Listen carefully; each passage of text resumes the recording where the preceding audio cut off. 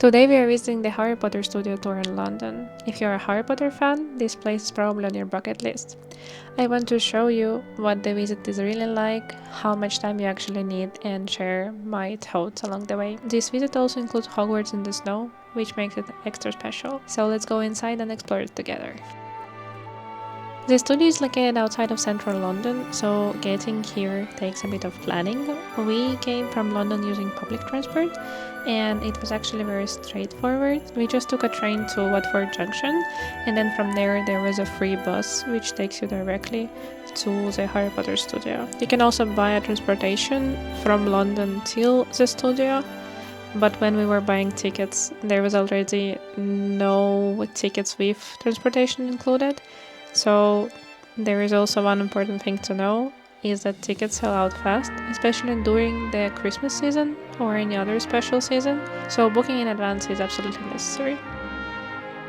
If you were buying the tickets like us online, before entering the studio you will need to exchange your ticket for activity passport. If you have a birthday, you can get a birthday pin, and then everyone will congratulate you with a birthday. And also there is one special moment which you can use, and I will speak about it a bit later. In general, before entering the studio, you have some time to use restroom or grab a drink or try something from cafe, or also walk around the shop. You will be able to go to the same shop after the tour, but if you want to buy a wand or buy something to take with you on the tour, you need to do it before you enter the official tour.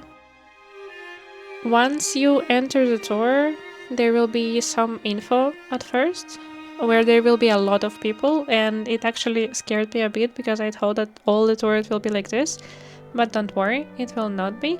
And then after the info, they will let you to go to a room which looks like a cinema, kind of. And if you have a birthday, please sit in the first row, or try to be as close to the first row as possible. Because here, after this info session, you will go to a great hall. And they ask people who have a birthday or a special date to open the doors of the great hall.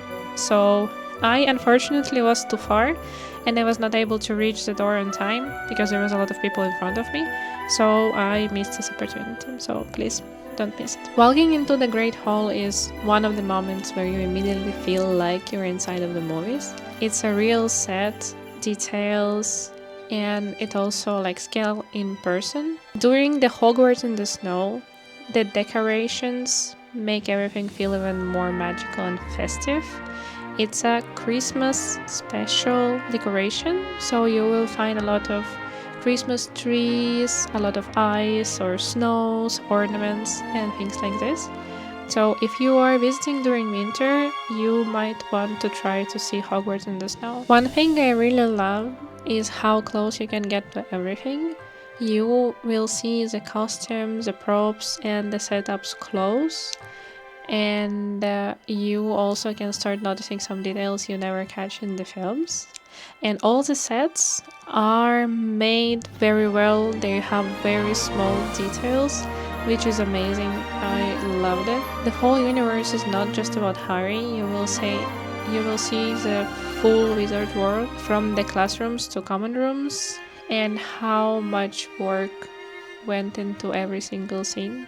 They will explain you behind the scene things, and also you will be able to participate in some activities and see how the things were working. One additional thing I really liked, that there are some activities. You have activity pass, and you can stamp in different locations, and also you can answer some questions which you can find in the info screens, and also you can search for snitches. Alejandro especially liked searching for them, so there will be some spoilers ahead. When there is a Hogwarts in the snow, you will be able to see the castle model covered in snow, which feels super nice. I think that's one of the best seasons to see it. Also, you will see Diagon Alley covered in snow. You will see the Great Hall with a Christmas trees. You will see the ice castle, and things are also covered in the snow partially. Also, you will see the Gryffindor common room with a Christmas tree and ornaments. One of the things also they explain during the Hogwarts in the Snow is how they actually make a snow and how they use it in the set. There are different types of snow and they're made out of different materials, and here you can also see how the snow can grow, basically how they make it from one of the materials. In the middle of the tour they also have food. There we tried butterbeer, obviously, and also they had ice cream with a butterbeer taste and the cupcake with butterbeer taste. The rest of the food is kind of normal, like a salad or burger, which we ate, for example.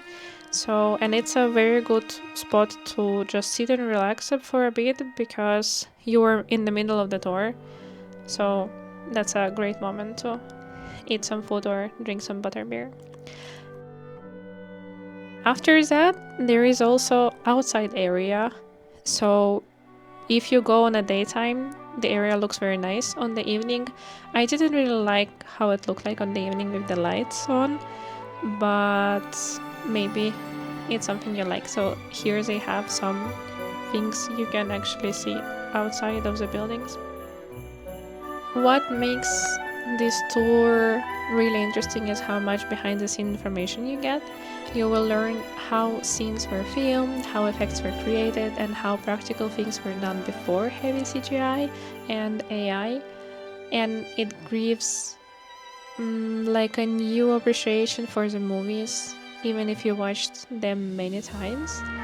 They also explain, for example, how they did Hagrid and how they made him look much bigger than others, and you can even try yourself to film it like this, so you will be able to apply what you just learned, which is amazing. I loved it very much.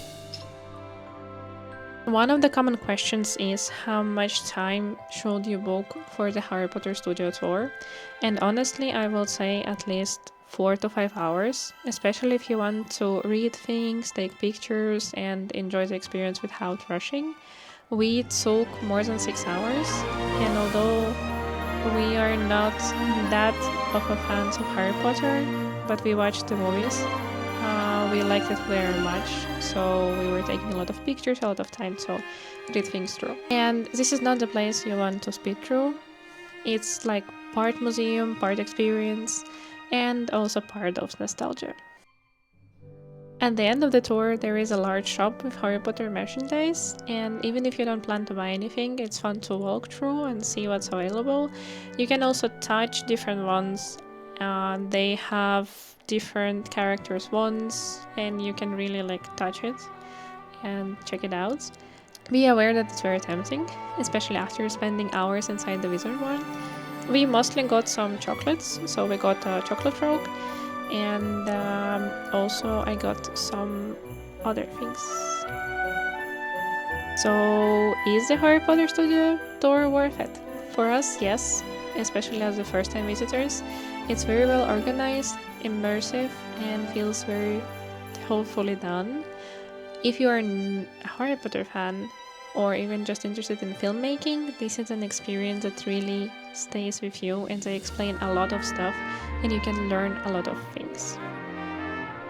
My favorite sets of this Harry Potter tour are the Forbidden Forest. I loved how they had fog there, and then they had spiders there coming, and also Hippogriff looked amazing and very real. I also like Gringotts Wizarding Bank.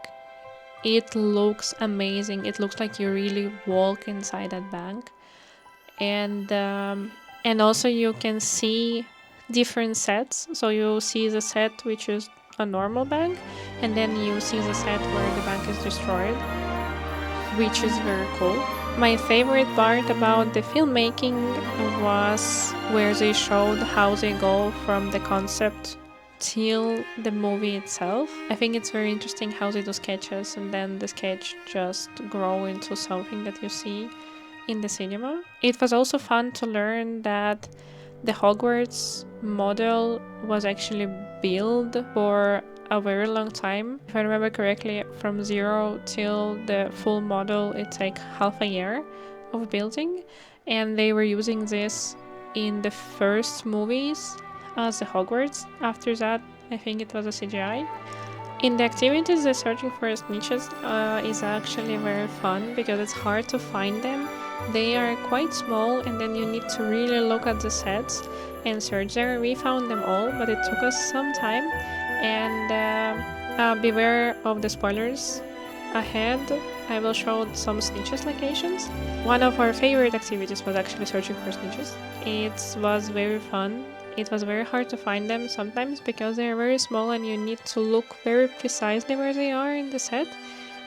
Because you know kinda in which sets they are, but you don't know where exactly they are. So it makes everything very interesting. I will be also sharing shorter videos from this visit, including tips, reactions, and specific moments like Hogwarts in the snow. If you are planning a visit or have any questions, feel free to ask them in comments. And thank you for watching, and see you in the next video.